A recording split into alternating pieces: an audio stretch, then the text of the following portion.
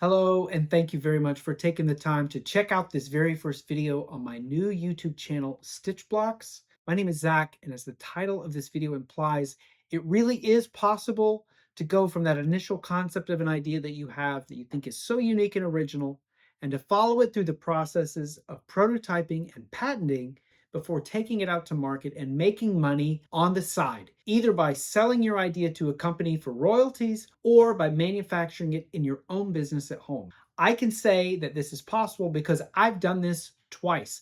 The first time I did this, it was with my own idea that I sold to a company for royalties. And the second time, as I mentioned, is what I'm doing now, which is I have a product that I'm manufacturing here in my own home and selling it on the side to make some money. So, a little bit of information about me. I have 20 years of professional experience as an electrical engineer, but my hobby has always been bringing my own ideas to life. The first time I did this, I came up with an idea for a kitchen gadget. That gadget was a tuna can press. So I started with a prototype that I built at home out of PVC and just parts I had around the house, like this little sink strainer. And I put together a prototype that would work. I then worked with a mechanical engineer who helped me make CAD files of a better version of this prototype. I sent that off to a company. Now, this was in 2007. So they sent me a prototype back through the process of stereolithography that I have here.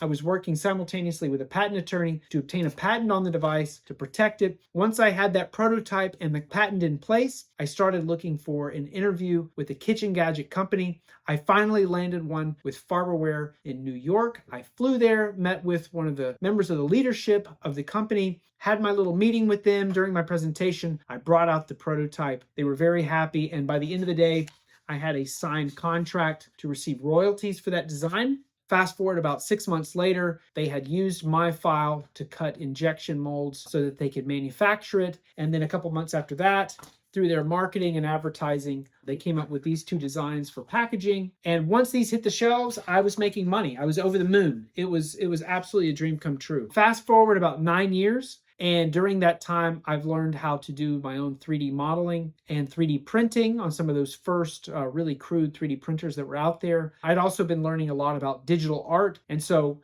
9 years later, I came up with my next idea. But this time I decided, I would rather have 100% of a small company myself than a small portion of what a larger company is going to give me. So this time I decided to do everything in-house. This time the idea was not a kitchen gadget. It was a method for sewing and for hemming your own pants at home with a sewing needle rather than with a sewing machine. So I started with this idea. I had my little notebook. Every time I had a new idea for something or something came to me in the middle of the night, I put it in here. After about 6 months, I started making my first prototypes of what that device would be. I ended up with about 56 versions of a prototype of the final design.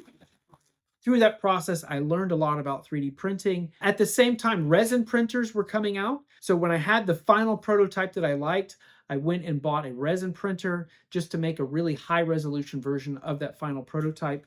And basically what it is, it's a two-piece spring-loaded clip that has this slot cut out on both sides for cartridges to go into that create a guide for a threaded needle to pass through to create a running stitch or a running back stitch. So I don't know if you can see this here. So this is the results for the running stitch that you see here, or it can create what's called a running back stitch that you see here. This is like the standard stitch for a pair of blue jeans. And I was very happy. The results were good. This thing worked. I was able to take this design from the resin print to a company that cuts injection molds out of solid steel. And then I worked with them for about a year to create the correct draft angles that would be needed to go into the machine for the injection mold. At the same time, I was working with a box company who created a bunch of prototypes of boxes like you see here with that little perforated portion here. And that final design was finally printed with my illustrations, with my logo, until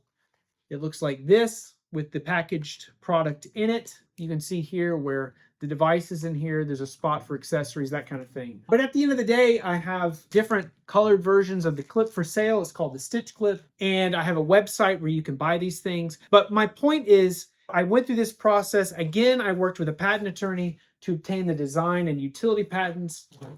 Each of these steps that I took to go along the path of either selling my idea to a company or creating it myself each of those steps were individual obstacles that I had to overcome. It wasn't just the digital art and the patenting and things like that, but when it comes to manufacturing this at home, I had to redo my entire garage, put in new circuit breakers, put in insulation, build a 3D print farm, and figure out the processes for manufacturing these things. So that's where I am right now. I have a lot of inventory. I'm starting at day 0. I have a website, and I'm starting to create content to sell this stuff. So what I would like to ask is that if you are interested in either following along with my company and the progress that it's making over time, please consider subscribing to this page just to keep up with it. I would really appreciate the encouragement. Otherwise, if you're interested in some of these steps that I've taken, either on selling my idea to another company or in manufacturing it myself and creating my own little factory environment here, consider following along for that reason too, because I plan to be addressing each of these steps in future videos. Either way, thank you very much for your time. I know there's lots of things to see on YouTube, so I appreciate you watching it to the end, and hopefully I'll see you in the comments. Thank you again very much.